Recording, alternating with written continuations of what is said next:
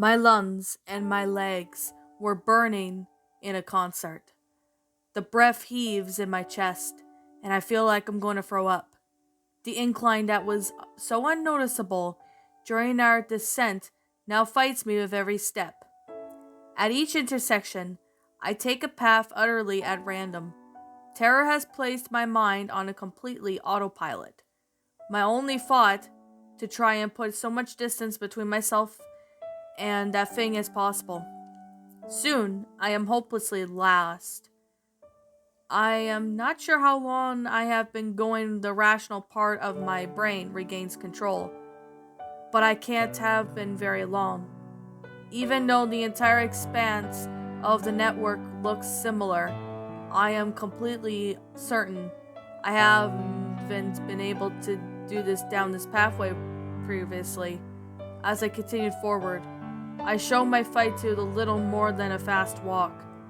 The pounding sound of the monster's passage has faded to a distant throbbing, and the combat gear I'm wearing isn't designed for long distance running. Best to conserve my energy for when needed, even though I know it isn't the way towards the entrance. Something seems to draw me forward. It's not anything particular, but I can't identify. But some kind of sixth sense, or perhaps slightly less obnoxious quality in the air.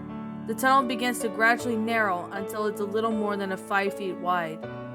There was still plenty of space for me to make my way unimpeded, but relatively a small size of the tunnel may prevent the creature from following me.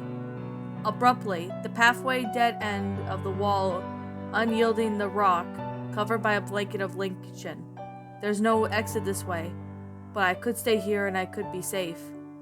Yeah, starving to death may actually be worse than letting that thing eat me. I run my hands along the wall, searching for any sign of a way around or through.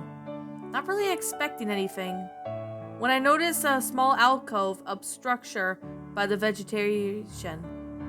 I reach inside and my questing hand grasps something about the size of a $50.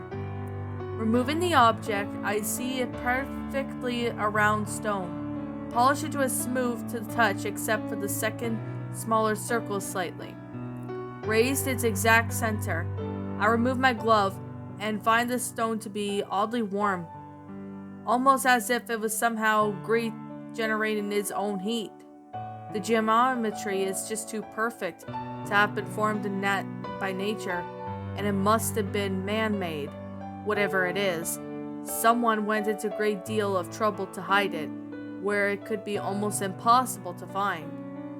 My thoughts returned to the unnaturally smooth walls of the entrance to the cave and that strange luminescent symbols that cover them.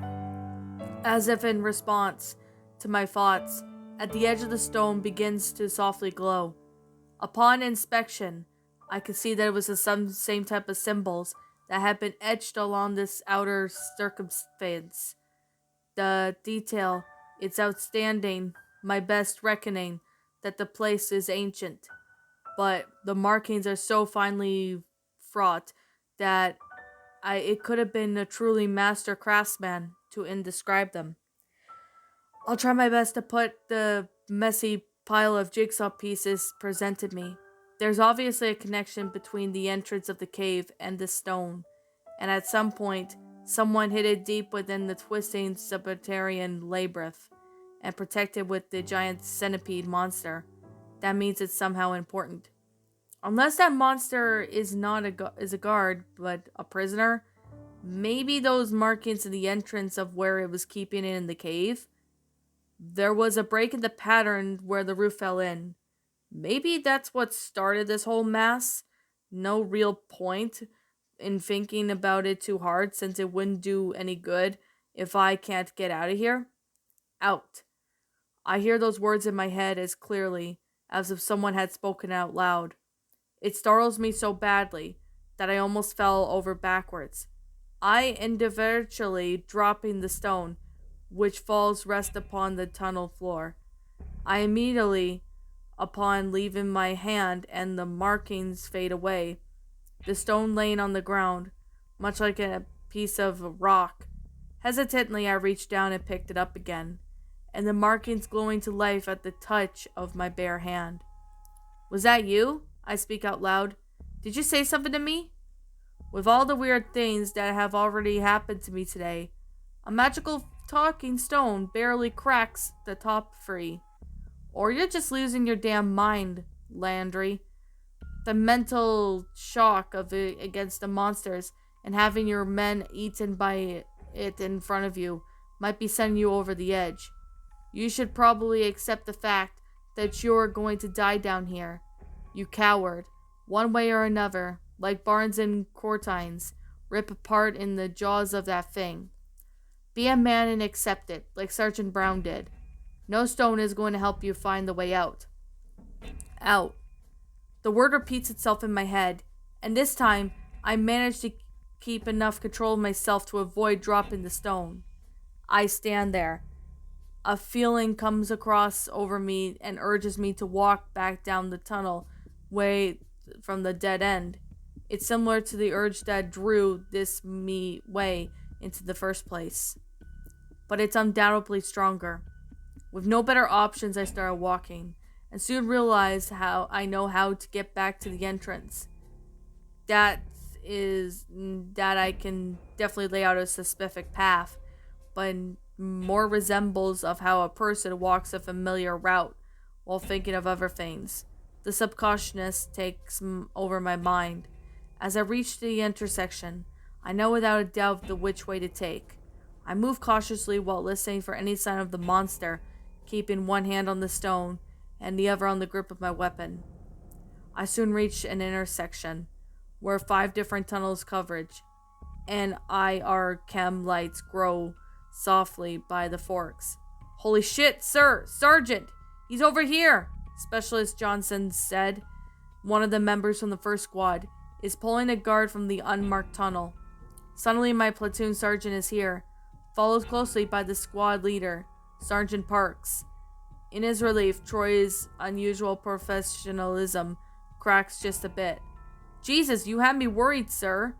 When we get to this fork, I have no idea where you went, and I didn't want to risk randomly wandering off down one or the other, in case I guessed wrong. Figured you'd realize that we lost you eventually, and hopefully just make it back to us. Then we heard some gunfire a little while ago, but I couldn't tell where it was coming from. With how much these things twist and turn, I was about ready to say, screw it, and then headed out looking for you, and... Troy pauses, his gaze focused now at the tunnel behind me, as if he just realized something. Sir, where's Brown and the other squad? Dead, dismembered, parts of them roaming around in the belly of the beast. They didn't even have a magic stone. Inside my head, I fight to hold down and take down the part of my brain that threatens me to send me over to the edge of blessed madness. I gripped the stone in my hand tighter. They're gone, Sergeant Troy.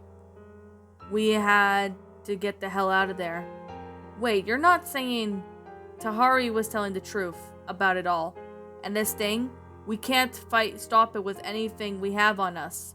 Sergeant Brown and the others did everything and all they could to make sure they made it back. We need to leave, now. I turned to my squad leader. Sergeant Parks, get us out of here. The levity of the moment is instantly gone. Parks snaps into motion. Roger, sir. Cruz and Johnson led out. Sir, you and Sergeant Troy right behind so you can figure out a plan on where to go. I've got the rear security with Pike and Rodriguez. Quick and quiet. We began moving smartly up the tunnel towards the entrance. The gentle mental nudges from the stone, confirming the route, lay on like chem lights. Troy shadows me. Sir, what are you thinking? Get out, then blow up the entrance. We can't leave it open to allow this thing free design to come at us as it pleases. There might be other ways. but they may not be big enough to accommodate it, or at the very least, take it further away from the populated areas. Get back to the base and figure out how I'm going to tell the higher on what happened here. There's no chance that Brown isn't any of his boys made it. No, Cook was the only one I'm not 100% sure of, and the risks of leaving the hole open are way too big to compare the odds I give him. Besides, we can use it as additional leverage on the old man and make sure we got some reinforcements down there. He may not have believed in the monsters, but he's sure he's going to send us some help to a soldier lost and trapped in the cave. Troy nodded his head in agreement. Sounds about right, sir. To tell you the truth, I'm hoping we can get to work as smooth as that. What? Why wouldn't it? Well, while I had the boys hunkered down waiting for you, we heard some weird noises. Made me think that maybe parts of the tunnel was caving in all of its own. Robinson's a bright kid enough, though, and I am sure he'll call for help if we don't show up soon. I grab his arm and hold him short. Sergeant, what kind of noises? Ah, hell, sir. Some kind of deep thrumming. It sounded like it was out near us, and then it was moving back the way the entrance was. The cave is the only thing I could think of what it could be. Oh shit. Sergeant, we need to stop Johnson Cruz. Hold up, everyone's bringing it in. I looked around widely as the squad converges on me. They were standing in the middle of the rather large intersection, about 50 feet across, with 4 passageways leading to it, including the one we just came from. Danger. The thought of flashes through my head as powerful and bolts of lightning. Apparently the stone is sensitive to concerned environmental conditions, and the creature appears to be one of them. Parks jokes up to me. Sir, It's smart. I didn't even know which path we were on, but we would go for the entrance. It's lived down here. Probably knows all the different ways in these tunnels. It circled around us to set a trap. Danger. Troy glances at Sergeant Parks before looking back at me. Are you sure, sir? That seems a little bit more intelligent than we expected from any kind of animal. It's different, Sergeant. It's not just an animal.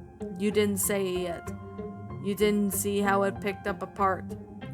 It's waiting for us, and we're going to walk right into it if we don't. Danger! The thought of me slaps like a physical force, strong enough that I reflexively grab my head with my hands. They said they can't see.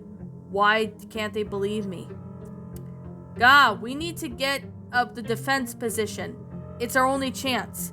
Maybe we can get lucky and find a weak spot or... Danger, danger, danger, danger, danger, danger, danger. I scream. The thought of this nail being driven into my head and the klaxon blaring next to my right ear. The stone still in my head. I collapse to my knees. The fall saves my life. From one of the tunnels, the creature's tentacles flash out like spears. If I hadn't been moving first, it would have caught me directly at the back of my head and killed me instantly at the same moment that the second removes Sergeant Park's head from its body. As its hideous limb only strikes heavily on the right shoulder, in some insidious design of nature, a tentacle is tipped over with the razor-sharp spikes that furrow deep gouges into my back, through the body armor and all. The force of the blow throws me bodily forward and hits the wall face first before rebounding and crumbling into the tunnel floor. I lay on my back, dazed, and felt a cold numbness start to spread from the wound, whether from the blow or from poison. I injected by the claws and I can't move. Helplessly, I can only feel emotionless and listen to the pandemonium unfold around me. Oh God, the hell is that? It hurts! Please don't! No!